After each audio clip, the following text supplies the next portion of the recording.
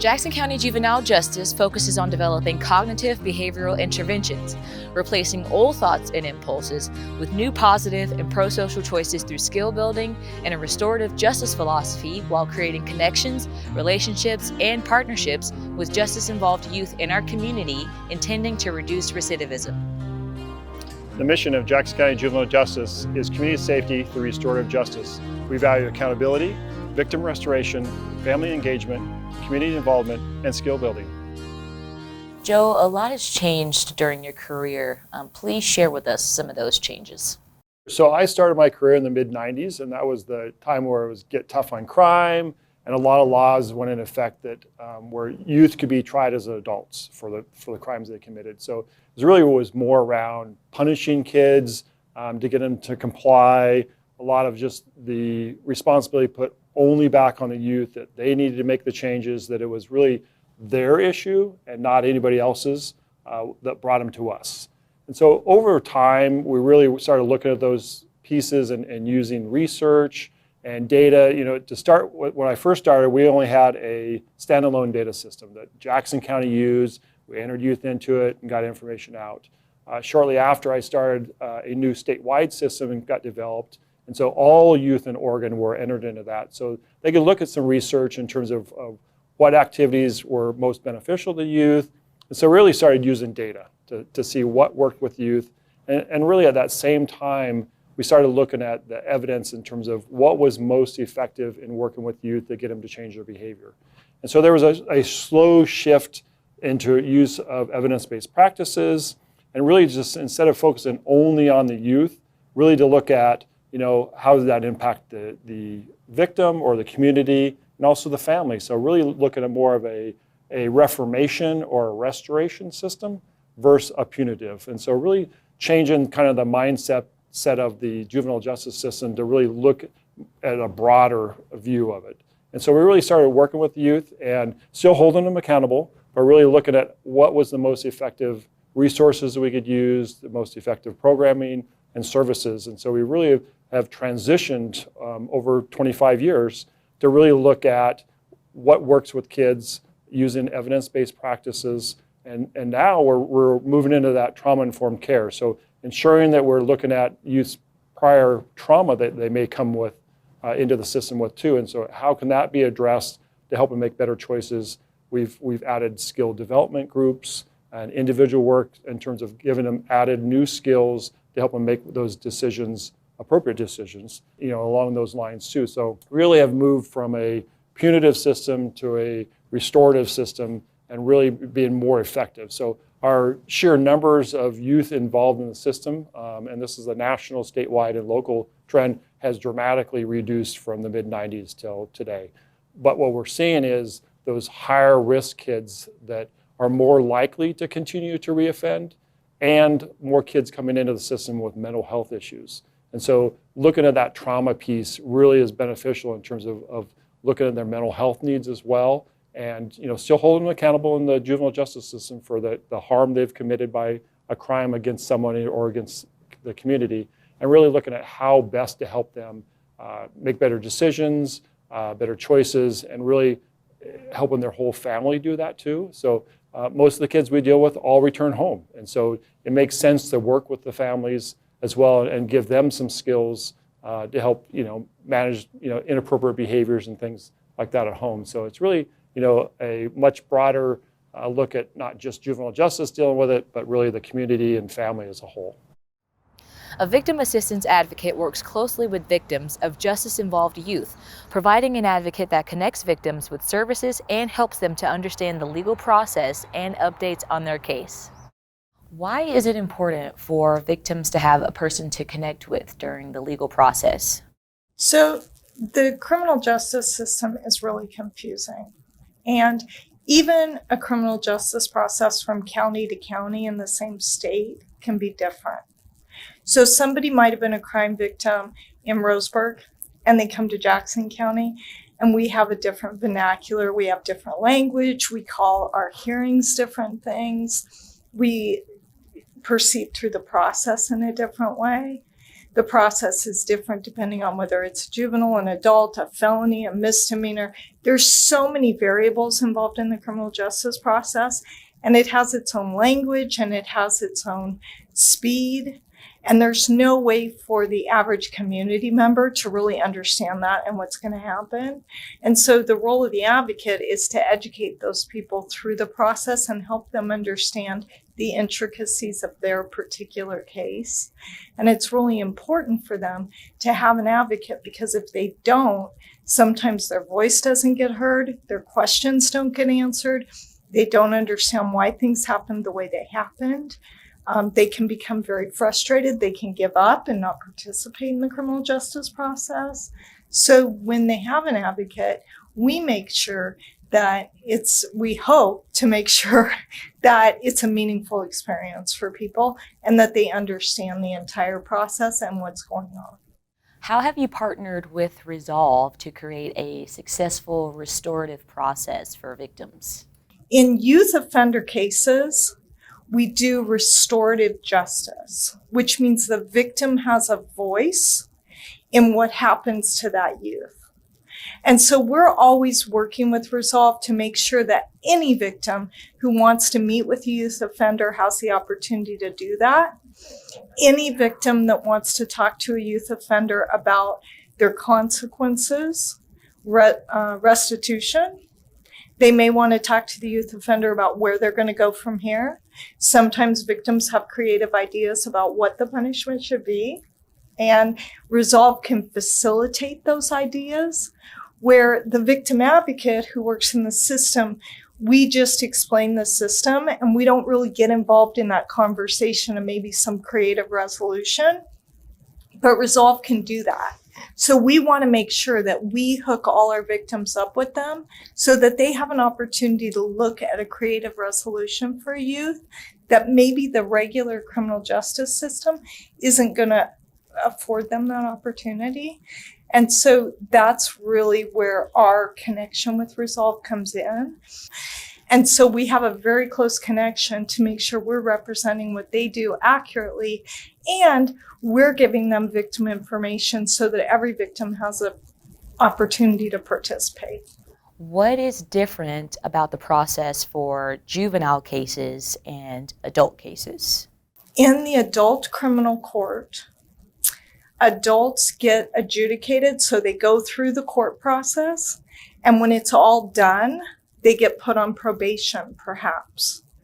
Youth offenders are immediately connected with a probation officer. It's the first thing that happens, not the last thing that happens. So that juvenile probation officer immediately meets with that youth, and the youth can walk right in and say, yeah, I did it. What do we need to do to make this right? And probation, the people here at juvenile probation, are going to work with that youth to talk about what's your punishment going to be? What's the resolution going to be? What can we do differently? Can we get you to resolve? How do we invite the victim into this conversation? In the adult criminal justice system, it's set up so that the first thing we ask the defendant to do is say, I didn't do it, right? So it's all set up for the defendant to protect themselves and their rights. The juvenile system is set up for the youth to come in initially, meet with somebody who's working with the youth, to be friends with the youth, to help the youth. So the juvenile system is on the side of that youth offender. The adult system is punitive.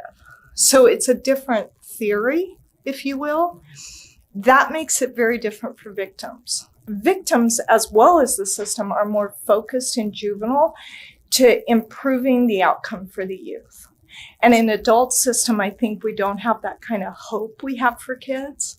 And so we're working towards punitive results instead of hope for the future for that adult. How do you define success when working with victims? We want victims to feel heard. That's the big thing, that they feel heard. They don't always get what they want. They frequently don't get what they want. But we want them to feel like they had a voice in the process. And not just that they said something, but that the court, the attorneys, the juvenile probation officers, the advocates, that people heard their concern. We really want that. One of the things we see that's a real success in working with youth offenders is youth offenders pay restitution, and they pay it a lot more than adult offenders do. So that's one of the outcomes we're looking for with youth offenders, for our victims to get restitution paid back to them. And sometimes in those resolve meetings, the victim will talk to the kid about, I don't want restitution from you. I want you to buff out my car. I don't want restitution from you. I want you to make it right in another way. And so there's more creative ways to get that restitution to help the victim feel whole and heard at the end of the process. Part of going through probation is learning to build productive life skills, develop positive relationships, and attain meaningful goals. The needs of boys and girls can be different in achieving these objectives, so the WORTH, or Women Overcoming Resistance to Happiness program, was developed at Juvenile Justice to provide a safe, supportive environment for girls to do so. What is WORTH? WORTH is a group we offer here at the Juvenile Heart for our female clients that have been put on probation. WORTH is an acronym for Women Overcoming Resistance to Happiness. What kind of things do girls learn during the program? So in the WORTH group, the probation officer teaches the girls using the Girls Circle curriculum. In this curriculum, they learn healthy relationships that they can use with their families, with peers, as well as authority figures. They cover various topics such as stress management, social media, body image, including drug and alcohol, and mental health stigma. Part of this group, they also do some pro-social activities with the girls. They take them out into the community. They do life art, community service projects, as well as take them to the Shakespeare Festival. Why is it important to have a program like WORTH that's tailored specifically to girls? So girls' needs are different than males. So this group offers them a safe place where they can discuss topics that are more prevalent for females. In this class, there's not a test at the end. It's just an open, free, and safe place where girls can talk freely about issues that affect them. So how effective has the WORTH program been?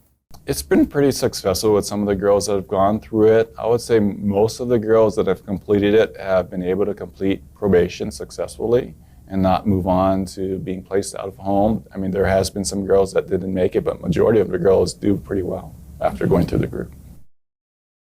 Jackson County Juvenile Detention supports community safety through the use of a secure placement in the overall continuum of services. Justice-involved youth who are pending court action, have violated conditions of release or probation, or have been court-ordered to a specific number of days are not just serving time, but receive valuable services such as medical, counseling, education, recreation, evidence-based skill building, and drug and alcohol services to ensure that the time they are in detention is used as effective as possible. So the old way of thinking frames detention as isolation, and the Jackson County Juvenile Detention Team wants to change that by providing skills and opportunities successfully. Can you elaborate on that? The old way of thinking would really try to concentrate on safety being the biggest concern. That being the safety for the community, if that youth is potentially dangerous out in the community or whatnot. Safety for the victims involved that could be potentially related to the youth. But then also safety for the youth while they reside here at the detention facility, along with safety for staff and others involved in kind of the youth interactions here, which is all very important, and that's still one of our top priorities here. But what research shows is that there's not a whole lot of accountability created with the youth just being isolated in their room. And what we want to really go ahead and move forward with is let's not only keep the community safe, the youth safe, staff safe, all those good things. We can do that while simultaneously, hopefully teaching coping strategies, teaching skills, provide coaching, modeling of behavior, really just trying to give the youth everything that hopefully they need to be successful when they do transition back out into the community, that they hopefully can avoid making the same mistakes twice. And that hopefully we're providing them the skills that creates a scenario where we don't see them back in our detention facility again. What are cognitive behavioral interventions? CBI, or cognitive behavioral interventions, is really an evidence-based practice that's kind of tried and true. Lots of research done on these kind of interventions that really provide an ability to start analyzing or thinking about how your thoughts and your emotions could potentially lead to behaviors. We're really trying to work with preventing those negative thoughts or negative emotions from leading to negative behaviors. So it's trying to kind of put a stopgap or like a let's take a deep breath real quick kind of a moment so that youth can try to analyze and replace those negative thoughts or negative emotions with hopefully positive ones that then prevents those negative behaviors from occurring. So the whole idea behind it is really kind of retraining your brain almost. It's like creating actually different pathways in your brain, different ways of thinking so that you can avoid negative behaviors in the future.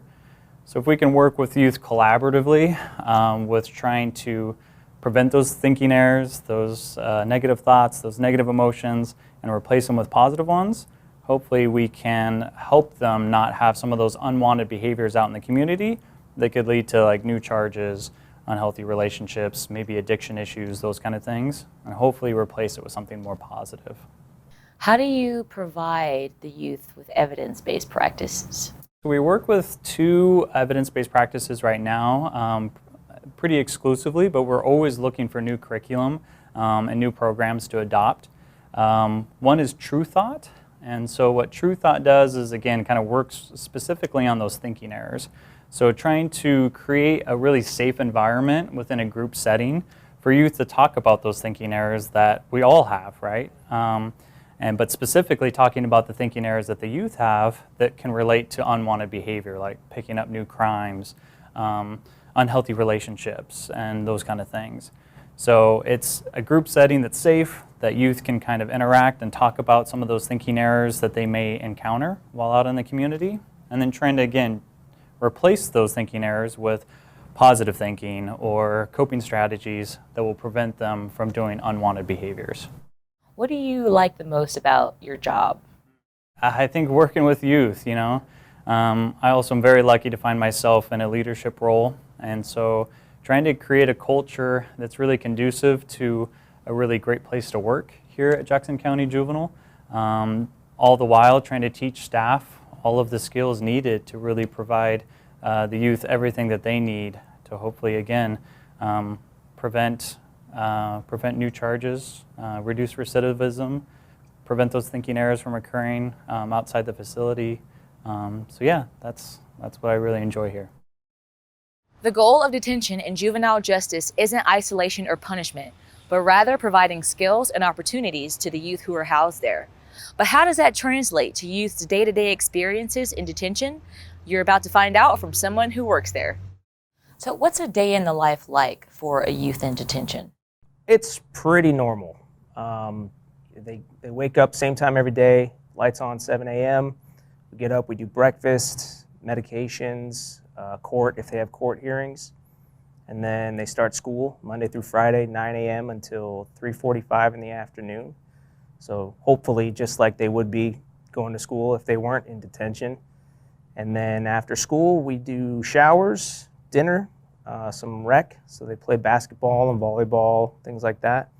And then we have a skill building group. So we try and teach them some skills. So hopefully when they leave here, they can utilize those skills and not come back to detention. And then the last bit of the night is free time. So they can sit and socialize and play board games and watch movies and play video games and things like that. And then lights out at 10 and we do it all the next day. How does a youth's experience in detention differ depending on behavior and level of cooperation? So that depends on the youth that we have and how long we're going to have them. Some youth come to us and they stay here for quite a while depending on their charges. So their program and the ways that we would implement sanctions will change based on the length of stay, but for the most part, it's a day-to-day thing. So if they're behaving every single day and following the staff directives and going along with the program, then they're able to earn a certain level of privileges. And once they've earned those privileges, they can keep those as long as they are maintaining their behavior. If they are having a rough time staying in detention, which sometimes they do, then they earn less privileges, but they always have the opportunity to gain them again. And it's always a temporary loss of whatever privileges they've earned. What kind of qualities do people on staff in detention need to have to do their job well? I would say you need to be calm, collected, cool under pressure. You have to have empathy. A lot of the youth that come to us have some pretty rough histories and home lives and things like that. So we have to remember that they're just people and they're kids, they're young people. So they don't have a lot of people to look up to in their life. And we're there to kind of be role models and coaches and show them that there are people who are willing to help and want to help.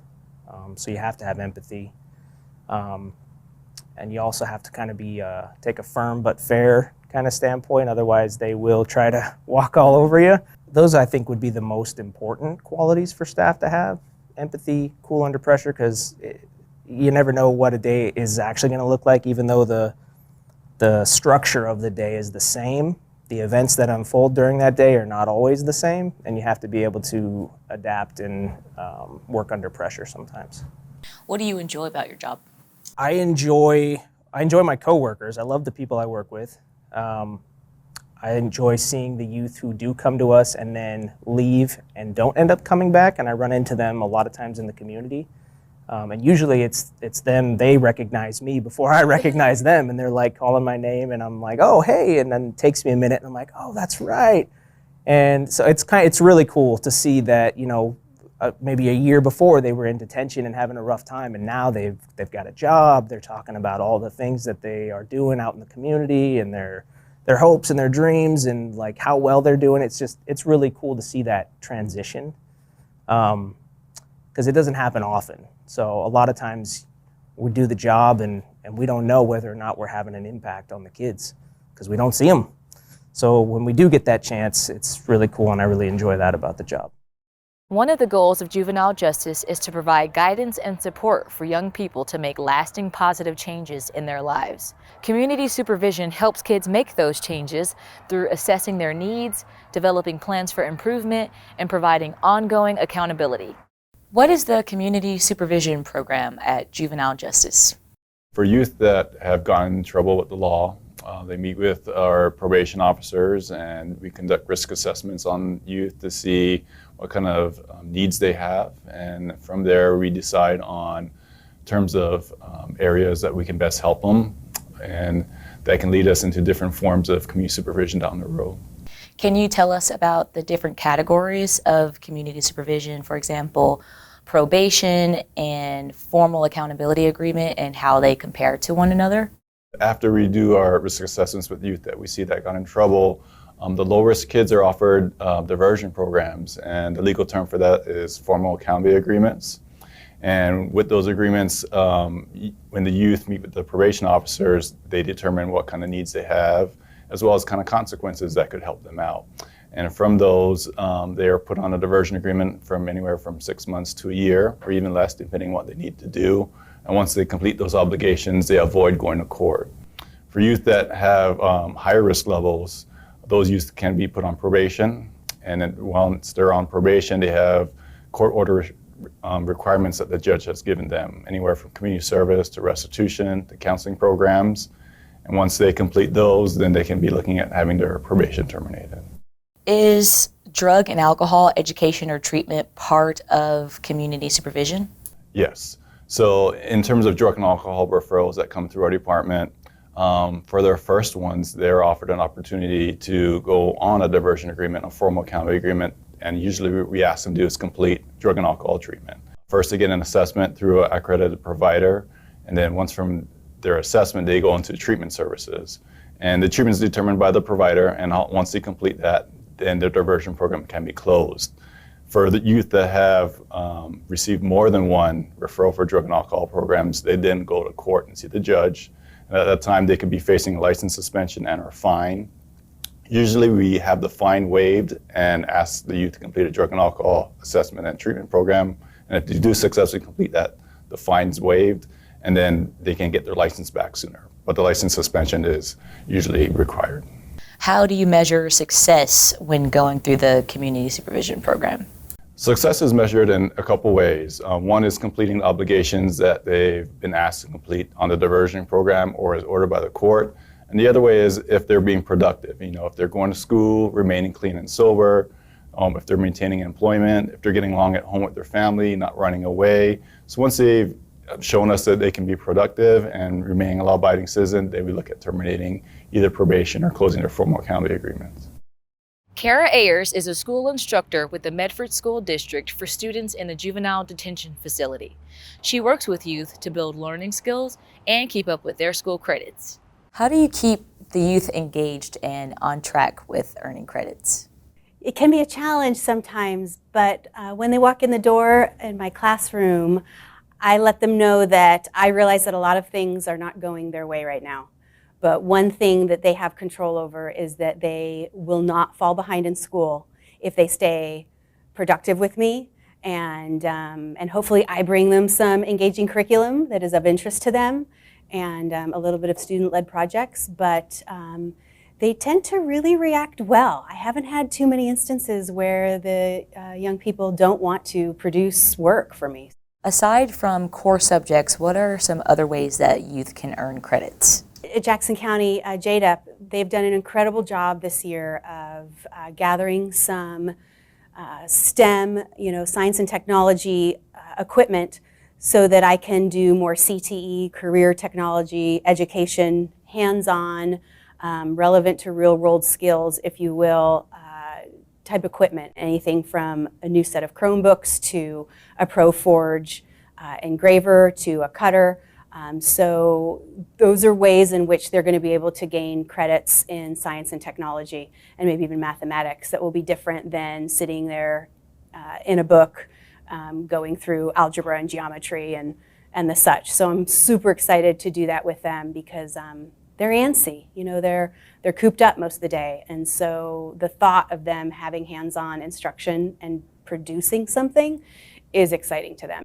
Tell us about a youth who beat the odds or and showed improvement with credit retrieval, or who actually graduated even though they had many barriers facing them.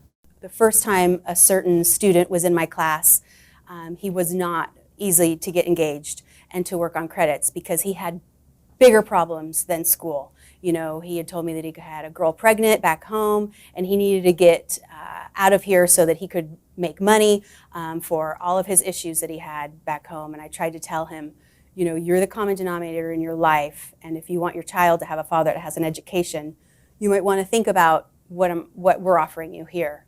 And he wouldn't listen of it. But he came back and he was in some other programs, and I think he was also on the street. And somehow some message got to him. When he came back the second time, he was bound and determined. He wanted to know what his transcripts looked like. He wanted to know what he could do to build more credits.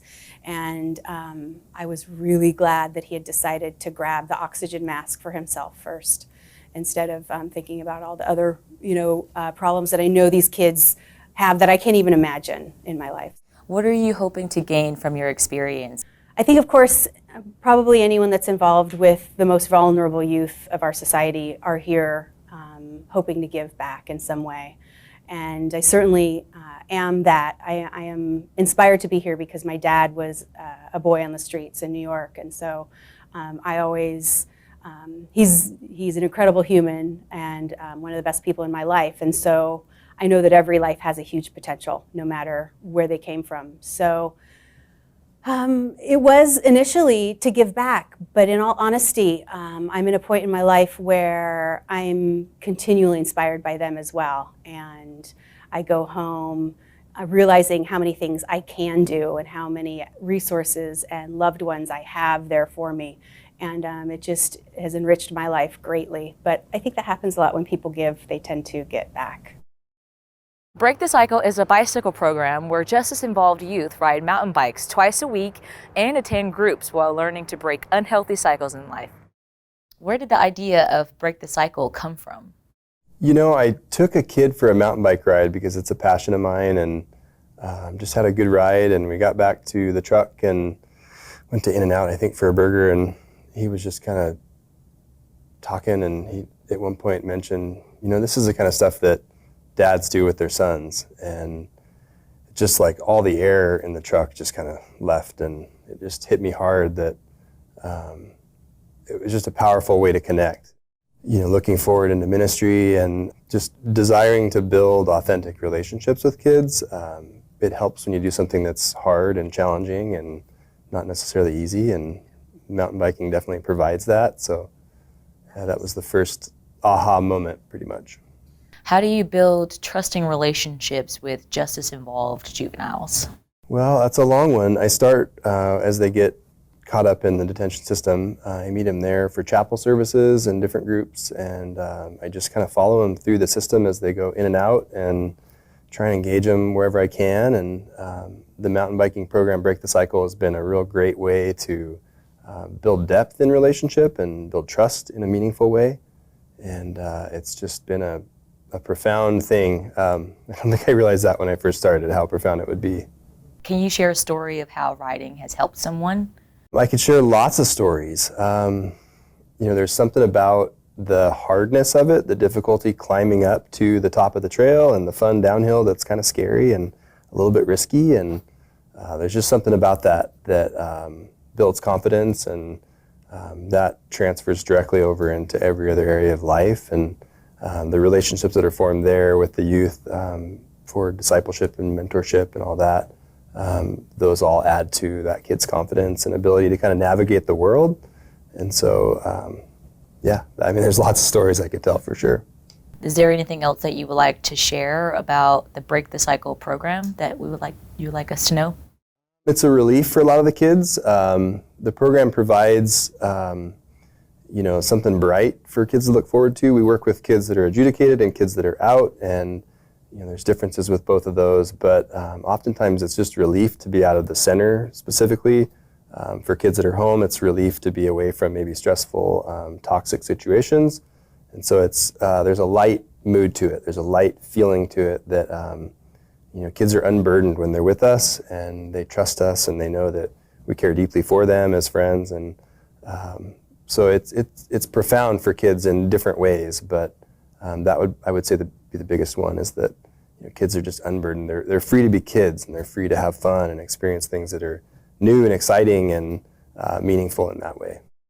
Given the chance, most people would like to avoid going to court, especially if they were young and had a long life ahead of them. The Diversion Agreement provides that chance for juveniles as long as they abide by certain conditions meant to help right the wrongs they have committed. What is a diversion agreement? So a diversion agreement, also known as a formal accountability agreement, is an agreement made with a youth in our department whenever a youth has either committed a crime or has violated the law. It offers a youth an opportunity to complete some consequences or obtain some treatment without going to court. In terms of what youth are asked, they could be asked to do treatment, community service, pay restitution, or even write an apology letter, or even meet with victims. And we have a class called the Victim Assistance Youth Accountability class where youth read apology letters directly to their victims.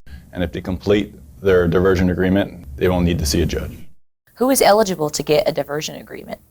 So when we meet with youth for the first time after they get in trouble, we conduct risk assessments on youth, and usually youth that are low risk or medium risk on our risk scale are offered an opportunity for a diversion agreement. What's the benefit of getting a diversion agreement compared to going to court?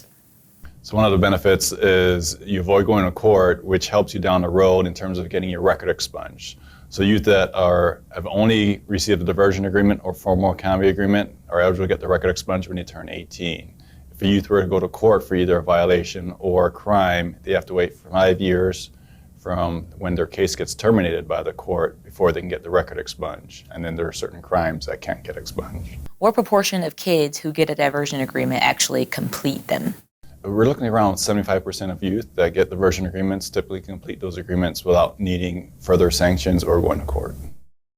Resolve is a nonprofit community partner of Jackson County Juvenile Justice. They provide restorative justice programs and services, including the VIA program, victim offender dialogues, youth accountability classes, and victim outreach and services. Additionally, Resolve provides consultation and training as Juvenile Justice works to implement restorative justice practices with youth and staff throughout the facility. What is restorative justice, and can you share what it looks like?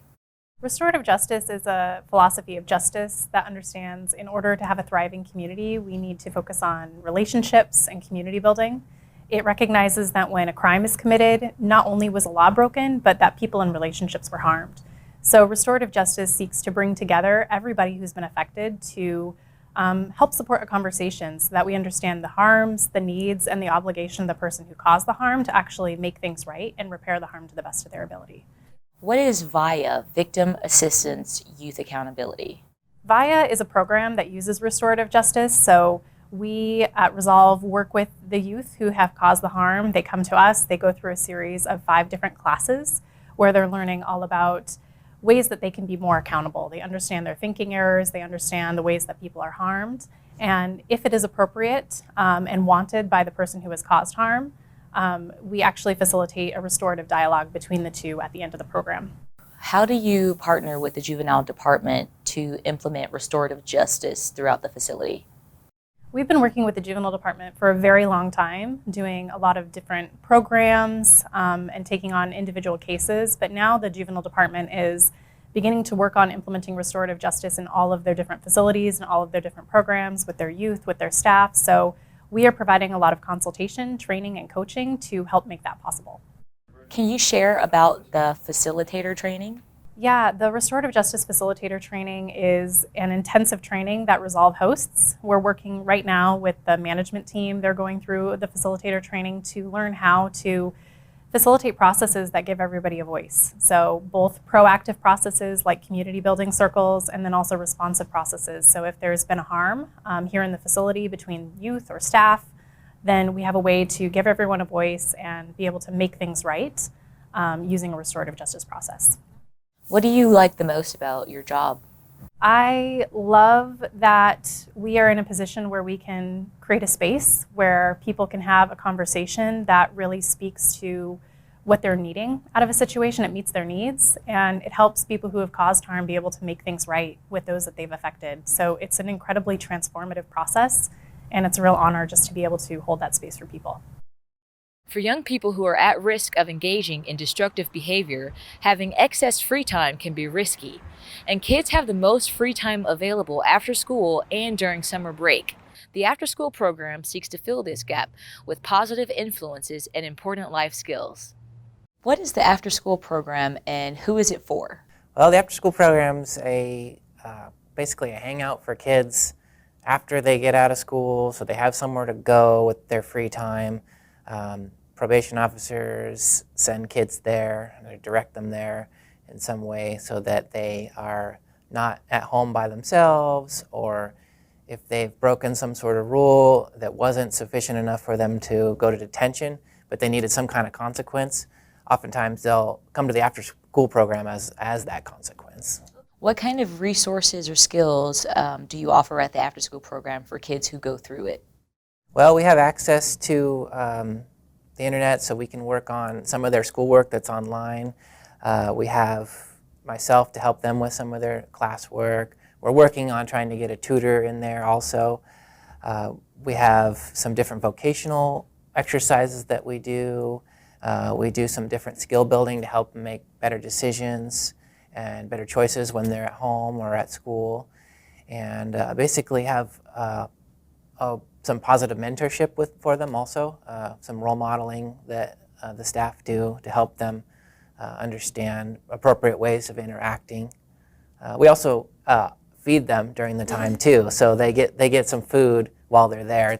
What positive effects does this program have on the kids that go there? Some of the positive effects that kids that I've seen include kids getting jobs, kids getting their homework done for school and helping them get their grades up.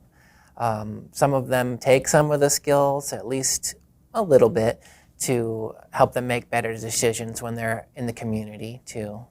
Do you have quite a few kids that come to the after-school program currently? It varies pretty widely. We have anywhere from 1 to 10 kids at a time, depending on who's been directed to come. So if there's just one, we get to do a lot more one-on-one interactive things. That's where I tend to get out and do like a resume or something with the kid while they're there, or if they have specific homework that they need to do, maybe they needed help on, I can help them with that. And if there's more, then we do more of a group setting. We do some of our skill building groups We do anger management type programs, efficacy programs. We do an anger aggression replacement training program where we challenge some of their thoughts that have led them into making poor choices too. So we try to get the group thinking and interacting with each other. So how frequently do the kids come to the after-school program, and when they're there, how long are they there for?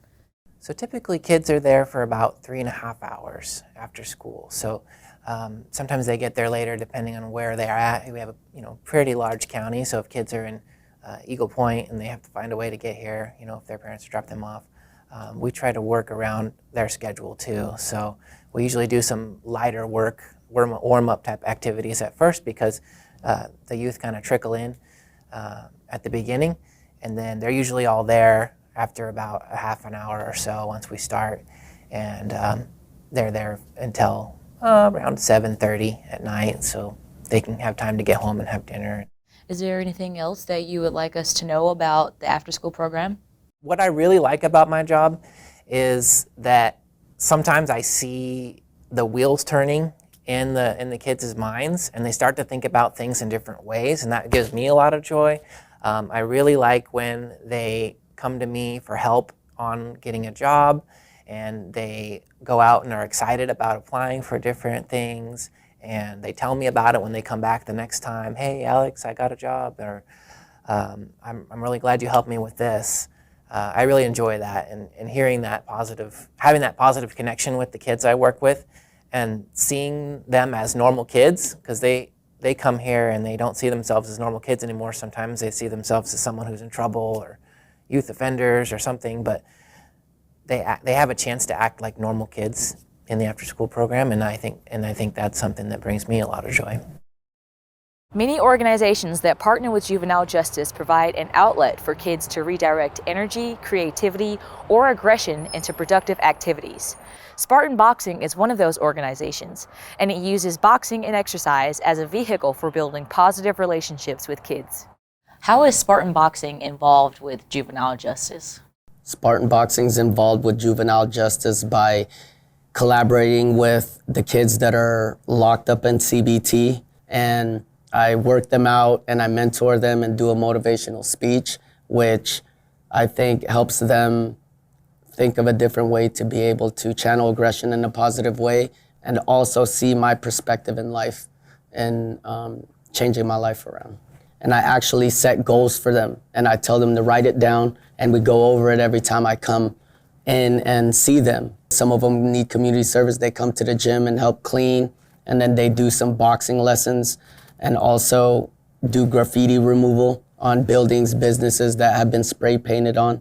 So this is more than just about boxing, but about building relationships. Can you elaborate a little bit more about that? When people hear boxing, they think it's about hitting each other and just getting in the ring and slugging it out. To me, boxing is a vehicle to open up your inner potential, and that's what I bring to the table. It's not just about hitting somebody, it's about building relationships and being able to have empathy for the young youth and be able to understand them on a different perspective. And I think boxing is just a way to be able to develop with kids to build confidence, discipline, and be able to show my gift to them what helped me change my life. Life is a game of chess. You got to be able to move and set up your opponent. You got to be able to adjust to any fighter in the ring. So if you fight a pressure fighter, you got to be able to adapt and use angles. If you fight a person that boxes, you got to learn in and outs. So in life, that's like in life. You got to be able to adjust to things and be able to move the right way. It's all about life's about angles to me. Does Spartan maintain relationships once the youth have been released from juvenile justice? You know what's crazy is that when they get released, they actually come back and be like, remember me? And I'm like, yes, I do. And from then, it's great because I see these kids want to come back. I think the problem is with the community or just any other state is when kids come out of juvie or jail, they come back to a negative environment, negative home, and it's easy to fall back into the same lifestyle. But if you have one mentor, that's all it takes, I think, to be able to change someone's life and someone you look up to. I think that's a great thing. And so when they come back to the gym, it inspires me. I learn from them as well. and they ask me a lot of questions, and I help them get their license or a job or help them with their resume, and it's not just about boxing. What would you say you enjoy the most about your job? The labor of love. I didn't do this to get paid. I do it because if you change one life, you could change 1,000, maybe 1,000,000. So I think it's more than just working. It's not a job to me. It's like what I love doing. Serena Hoke partners with Jackson County Juvenile Justice, providing mental health treatment and services, supporting the youth in the detention and residential programs. Why is having mental health services important when helping a justice-involved juvenile? I feel that having the mental health services available to these youth is beneficial in a variety of ways. A lot of the youth that we see do come potentially from like trauma backgrounds. They've also been where maybe they've never been heard, and it allows them that opportunity for some to actually feel like they're being heard for what might be the first time in their lives, and to be able to be seen without being judged. You know, when I work with these youth, I don't see them for the crimes that they committed or anything like that. I see them just as another individual that I'm sitting with that needs some guidance, some support. And for a lot of these youth, it's the first time maybe they've really had that as a positive support for themselves. Explain a trauma-informed approach. What does a typical backstory look like? So trauma-informed approach is being able to go in with the assumption that the individual we're meeting with has a history of some sort of trauma. We don't always necessarily know what it is, but that there's been some sort of exposure to trauma in some way, and then taking the steps to basically provide them with a space to feel safe, to feel empowered, and to move towards healing. The backstories are from one end of the spectrum to the other. It can come, there's no specific lifestyle, there's no specific race, there's nothing, that seems to really say that this is why this kid is here as far as that comes. What I do see a lot of is I do see a history of, again, that trauma piece tends to be huge. It could be anything from abuse, from like physical or sexual abuse, to growing up in situations where they didn't have stable housing or it was unsafe. How do you help affect change and define success? Change, I see, is always up to the individual. I always tell these kids, I'm not the one who's going to change you. I will help you change, and I'll provide that support to them if they see themselves wanting to change. And sometimes it's even getting them to the point where maybe they never thought about change before, and then all of a sudden they're seeing, I don't want this to be the rest of my life. I'd like to be able to do something with my future that doesn't have me being stuck in a concrete locked building for the rest of my life. So, when a youth is able to identify that, I kind of work with them on setting goals and helping them see what they would like to build for themselves in the future. And success can vary. Success sometimes could be just getting off of probation. I'll hear that from a lot of the youth is, I just want to get off probation. And that's where they see, they're able to get out and complete their probation requirements and then move forward. Sometimes it's what we call harm reduction, which is maybe they're not, for example, like with substance use, if previously they were using a lot of different substances, maybe it's reducing it down to just smoking. While it's not something we want to see necessarily, comparatively, it's not something, it's a lot better to be able to reduce that. The residential program at Jackson County Community Justice Juvenile Division is called Barriers to Bridges. They understand that no one approach works for everyone. So justice-involved youth engage in a comprehensive and customized program that is grounded in a restorative justice philosophy. It allows their voices to be heard, as well as the voices of those who support these youth. At B2B, they engage in emotional regulation and relationship skill building, substance abuse treatment, mental health counseling, school, vocational and tech training, spiritual connection, and activities that build confidence and self-worth. Success is measured in relationships and restoration. So share with us about those you serve at the residential program, such as ages, boys, and girls. The kids that we serve at B2B are usually from the Rogue Valley here that are juvenile justice involved, and they're usually ages 15 to 18, but we can take kids from 12 to 20, but on average they're 15 to 18, and usually working towards getting off probation. What does Barriers to Bridges mean to your team? It's about helping kids reach the goals that they want to reach and building relationships and valuing those enough to do the right thing. So what kind of activities do justice-involved juveniles participate in, and why is this important? They get to do all different kinds of things. We work with Youth 715, and they get to do a mountain bike program where they go out a couple times a week and learn the local trails around here. They also get to go up to wilderness trails to do some outdoor adventuring, ropes courses, swimming, that kind of thing. We also do hiking. There's a photography program. They also attend VOTEC a couple days a week to learn woodworking or mechanics or welding, which is to help prepare them for jobs here in the valley, and we have relationships with them to help make some connections. And then they also attend alcohol and drug program, mental health counseling and education, and group skill building, relationship skill building, and emotional regulation skill building groups every week. What do you enjoy the most about your job?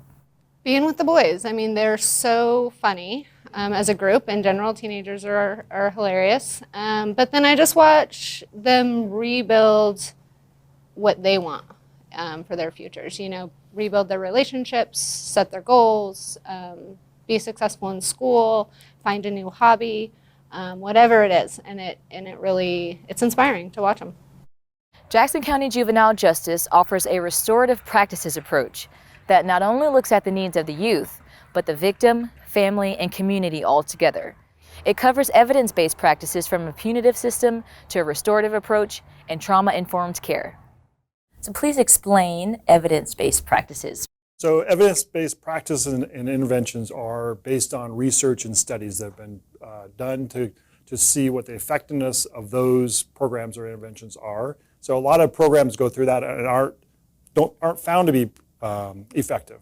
And so when we're looking at those things, we're really looking at those practices or interventions that really have been studied a lot and proven to be successful for youth in the juvenile justice system. So not being rearrested, performing better at school, making better decision making, those type of things. And so some of the specific things we do in terms of our practice, we have what's called Effective Practices in Community Supervision, EPICS. And so that's a structured format that our probation officers use when they meet with youth. And so it goes through a check-in period where they're just checking in with the youth in terms of how things are going at home, school, if they're doing treatment.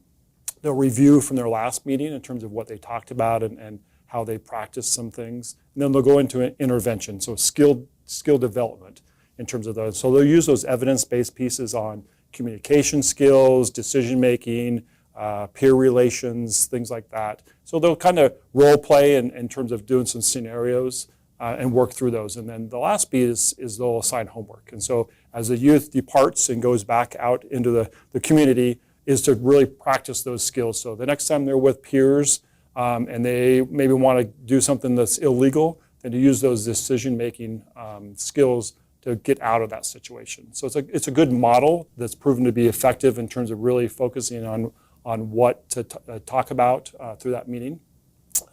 Interventions would be things such as either individual or group that you could do on communication skills, anger management, building healthy relationships, and those are conducted either through our probation staff or our detention or residential programs in more of a group setting. So really to build positive skills in youth that they can use out in the community when they're interacting with their families and other peers, really to look at those things. So really to focus on what has been proven to be effective versus just what we may think may work with the youth. And so really to look at those studies and that research and make sure we're focusing in on those things. it also is cost effective in terms of really putting our resources into things that work versus things that may not work. And so really looking at those pieces. Another piece I would say too is looking at our risk levels of youth. So the risk of additional criminal behavior. So the lower risk kids, we should not be mixing with our higher risk kids. That's a evidence practice not to do that. So we really have worked hard not to mix those groups and really to look at the risk levels when we're assigning them to different groups or activities through either probation or diversion agreement. How would you describe the movement from a punitive system to a restorative approach? Long ago, we really just would focus on the youth and what can we do to punish that youth for the criminal activities they've done.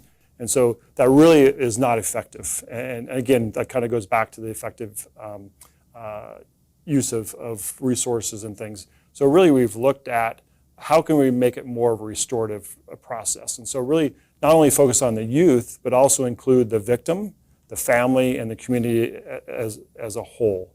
And so really looking at those things of how do we repair the harm that's been done by the youth's criminal behavior or just behaviors in general. And so like for a victim, we've done face-to-face victim and youth meetings. And so the victim's able to share how that harm has impacted them. Maybe it's caused some traumatic situations in their life too, depending on what the offense is. And then also maybe with the family of how the youth's criminal behavior has affected them. Parents having to take time off work to meet with probation officers, come to court, attend other family sessions, and then the community as a whole. So to kind of give back to the community in terms of those. So community service projects, cleaning up graffiti. We've partnered with the Medford Police Department, or we take out our own work crews in terms of cleaning up litter and graffiti. We do our own landscaping around our building. So really giving back on those. So really to look at not can we just punish this youth for what they've done, but how can we give them better skills so they make better decisions in the future. So they don't continue to commit crimes. They go to school, they follow their parents' rules. They maybe pull their friends that are on that fringe back into doing positive things and have those outlets as well. Do you see a high success rate with the restorative approach as compared to just a punitive system approach? We do. I mean, it's really based on building relationships. And so really that's really what draws kids in versus, punishing would just put kids in detention. I mean, that would just be punishing them, and that's really proven not to be effective. You can hold kids accountable and still use detention, but you've also got to give them those additional skills and then also include others in kind of their plan in terms of how to make things whole again for what they've done. Can you tell us what trauma-informed care is? That's kind of new to juvenile justice, and it's still a work in progress. And so we've really looked at how can we be more informed about the youth that we're dealing with, or even the families. And so every youth that comes in and sees a probation officer, we have them do a ACEs, so Adverse Childhood Experiences. It's a checklist in terms of trauma, in terms of looking at past abuse, maybe drug and alcohol use, some traumatic events in terms of with a family of divorce or parents that are in prison or jail. So really looking at those things of what trauma does a youth already come in with and be aware of that. So kids that come through our detention or residential programs, we do more of a mental health screening that includes trauma as well. So just again, that awareness. We've trained all of our staff in that, and we really look at those things of passing it on to our mental health staff we work with as well. So if kids have a higher number of ACEs scores, and so it's 1 to 10, so 10's high. And really that's designed for adults that have already gone through being a kid. And so if kids are already having all of those traumatic experiences, what can we do to really look at that of how we serve them? So probation staff work through their epics in terms of working one-on-one with kids on some of those skills. Our detention facility, we've looked at how can we make our kind of, the lockup a little bit more trauma-informed. And so we've provided in each of the youth rooms, one whole wall we've done chalkboard paint. And so they can write and draw to help with that coping mechanism when they do spend time in their room. We also have added music to all of the rooms to, again, to help with that coping. And then at night, they can have earplugs or an eye mask. There's a lot of different sounds that occur in detention at night, and for some kids, that's very traumatic in terms of reliving some of those experiences. And the best way to help cope with that is get a good night's sleep too, so they're ready to go for the next day. So we're still working on some things in terms of that. Our residential program, we have a guitar and a keyboard program. So again, some of those positive coping mechanisms that kids can use as well. How would you rate your level of fulfillment or sense of purpose while working in this job? I've been in the juvenile field for my whole career, 30 years, with Jackson County 25, and I always have that hope in kids. And so in terms of learning more about traumatic experiences or even what's most effective, I think that just improves on that in terms of that hope that kids can make that change. It may not happen right as they're with us, but down the road, in terms of understanding those and the building the positive relationships too. I think that's a big, huge thing where if kids feel safe, they're able to share and understand more as well. So yeah, I think that, I continue to have that hope even after 30 years, and I plan on continuing to have it as well. Daystone is a principal with the Medford School District for students in the Barriers to Bridges program. He works with youth to build learning skills and keep up with their school credits. So how do you keep youth engaged and on track with their school credits? For many of our youth that are in the B2B program, the system hasn't worked for them. And so making that shift to become more student-centered and really garner a support system that allows for voice and choice and empowering students to be able to define what success means to them and to restart, have a restart, if you will, based on the system. I think that really we have a positive impact when we allow students to be able to determine what success means to them, and you do that by giving them voice and choice. Aside from core subjects, what other options do youth have to earn credits?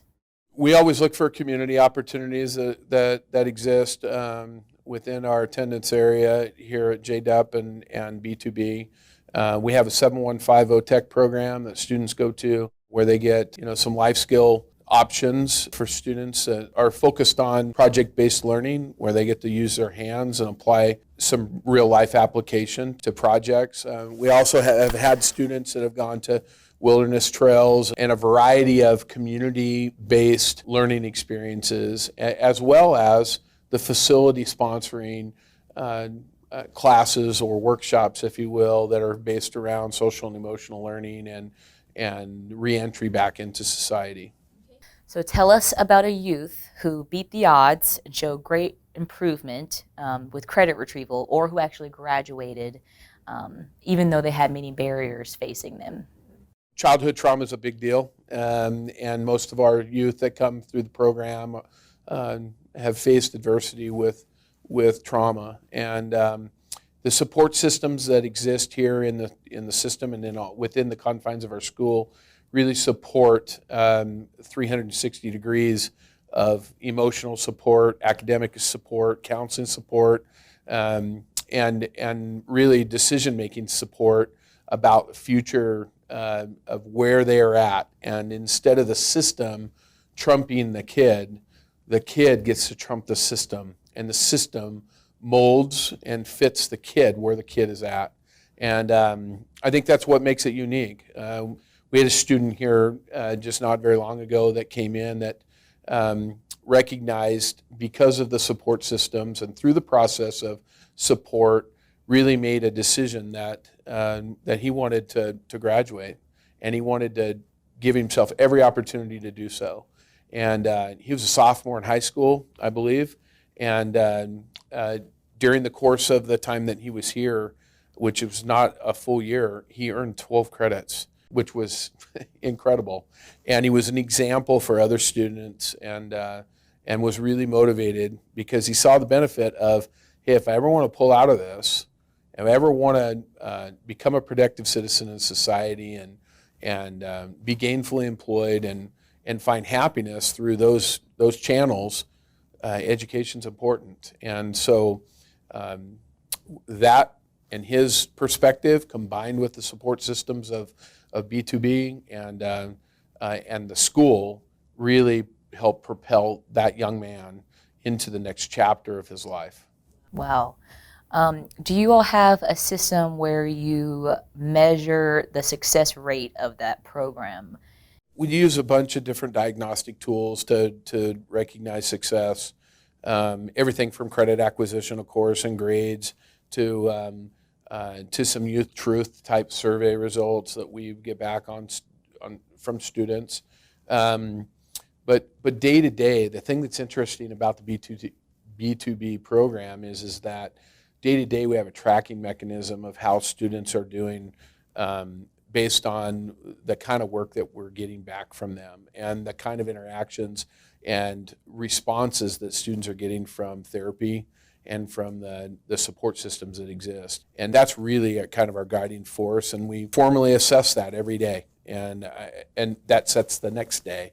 And so where students are living day to day, eventually with enough consistency, day-to-day work and day-to-day consistency with staff, working on academic needs and social emotional needs, at some point they end up getting to the end of the road and hopefully leaving. Is there anything else that you would like us to know about B2B or just how your personal experience has been being a part of this program? When we have personal interest in making choices about what we declare as being important to us, we tend to engage more effectively as humans. And that holds very much true for kids.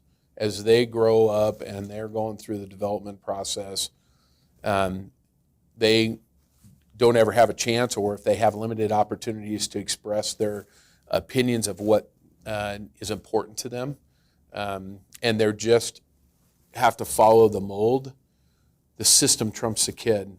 And so when we're able to backtrack and say, how do you define success and what are you interested in? And then we create project-based learning around that, where students can mold a project and learn in a comprehensive model that they get to choose. And there's embedded standards and there's embedded effort with group interaction and teacher tutorial and all the supports that go with such a project. The end is that students get to choose what they're doing and they get to express their success.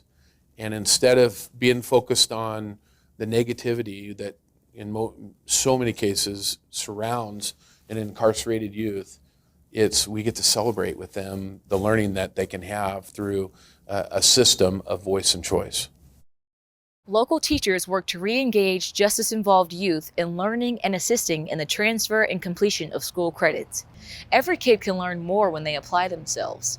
Part of the educational process helps determine what essential and important schooling is needed. This helps to focus each youth to becoming successful. So how does your position affect the justice-involved youths in the educational program?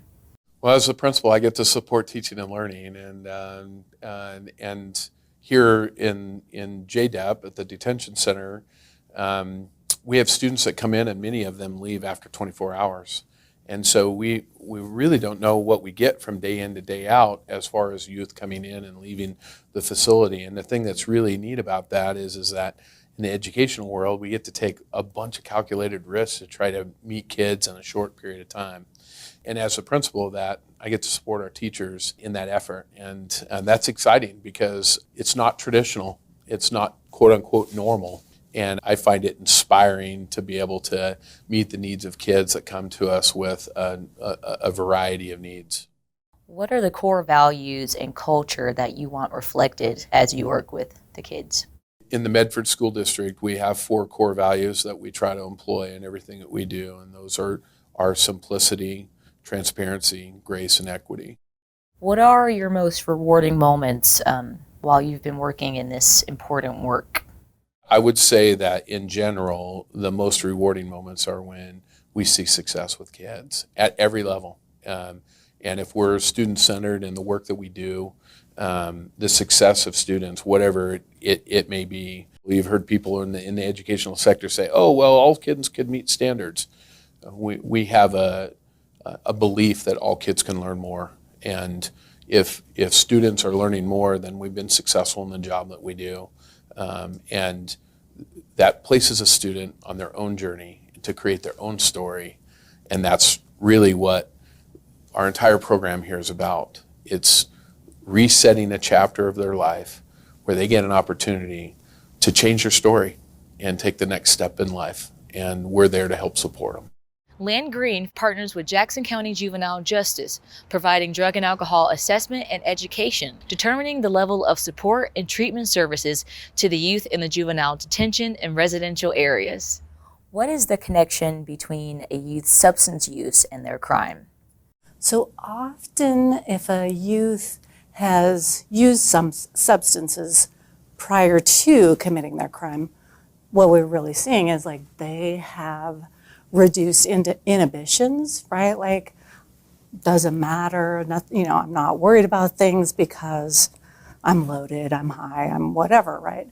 So there's that. A lot of times these kids that we're working with in juvenile services might have a trauma background where, they grew up learning, substances are just a part of their life from a very, very young age, surprisingly young age. And it's just part of how they've learned to survive as well as committing crimes to survive. What does a drug and alcohol assessment for a justice-involved youth look like? Often what is going to happen is a judge is going to request that an alcohol and drug assessment be done, especially to look for placements for a youth. Sometimes that's coming from the probation officer. So what we then do is we go in to detention or into the residential treatment program and do what is called an ASAM. It's kind of the standard, industry standard for drug and alcohol assessments.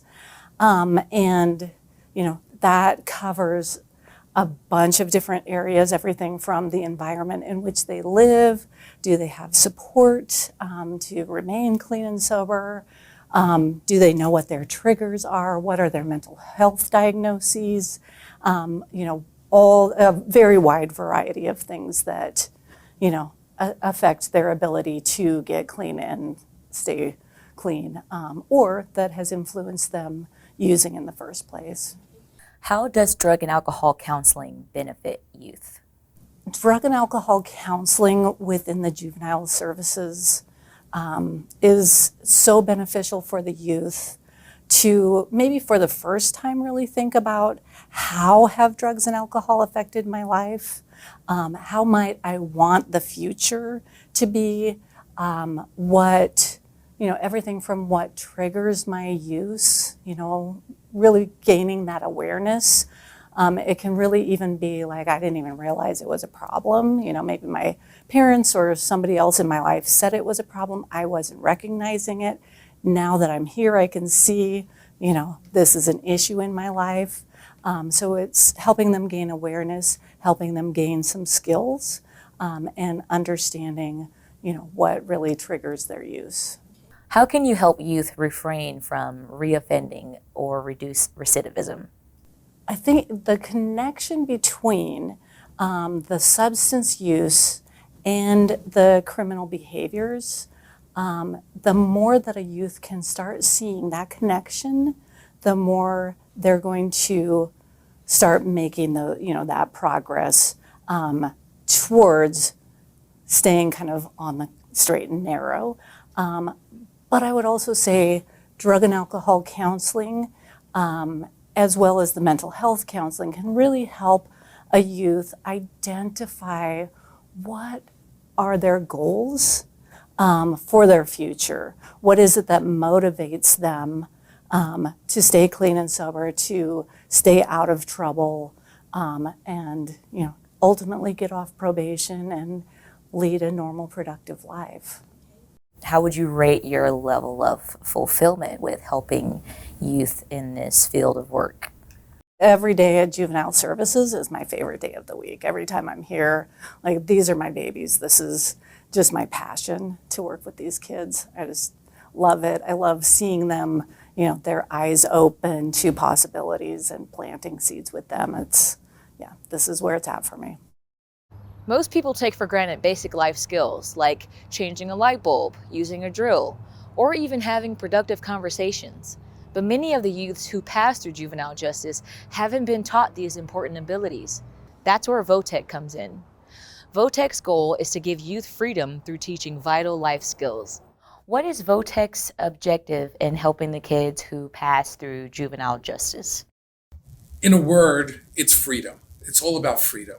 So what we want to do is we want to take young people and make them productive members of society. And the way we do that is helping them to understand that freedom, whether it's financial freedom, social freedom, spiritual freedom, is going to help them succeed in life. And that's our main objective, is what we call trust to hope. And what we want to do is develop trust with the young people so that we can speak into their lives and bring them an idea of what hope looks like. And whether that'll be a job where they can pay their bills and take care of their families, or enter society as a young person and get started, that's what our goal is just freedom. What does this training actually look like when juvenile justice comes to VOTEC? Take us through a typical day. Well, it comes in two areas. One is soft skills like communication, collaboration, respect, working together with others, how to dress right, act right, talk right. Like, please don't show up at a job interview in your onesie, And on the other side of that coin, we talk about technical skills. We had a gentleman named Randy Grubb. He's local here, and he's an amazing guy. And he came and talked to us. And when he spoke to us, he mentioned about putting arrows in your quiver. And he said, for every skill that you learn, as he was talking to the young people, he says, that's an arrow in your quiver. And that makes you more valuable as an employee and as a member of society and as a member of your family. Because here, the lights go out in the middle of the night and you go, oh, wait a minute, I know about circuit breakers. I can go and check a circuit breaker, or I can fix a light. So what we try to instill in the young people is that every skill you learn, like how to weld, is an arrow in your quiver. So if you're out there working and something breaks and your employer says, man, I need something welded. Can anybody do that? The young person can raise his hand and go, I can do that. Or a toilet gets plugged, or an outlet needs to be replaced. Each one of these skills is an arrow in their quiver, and each arrow makes them more valuable in society and in their families and their friends and so on and so forth. So that's what we try to do. We try to work with the soft skills as well as the hard skills like welding and auto repair and construction and carpentry and so many other things. Is there anything else that you would like us to know or share with us? If I could share one thing with you, is that it takes a village. Everybody knows about it takes a village.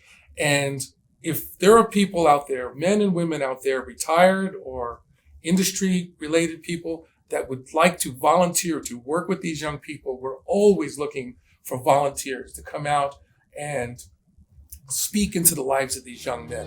So if you're out there, give me a call. Thank you for taking the time to learn about juvenile community justice today and how we are rewriting what public safety means in our community. We are proud of where we are today and look forward to Juvenile Community Justice's next chapter.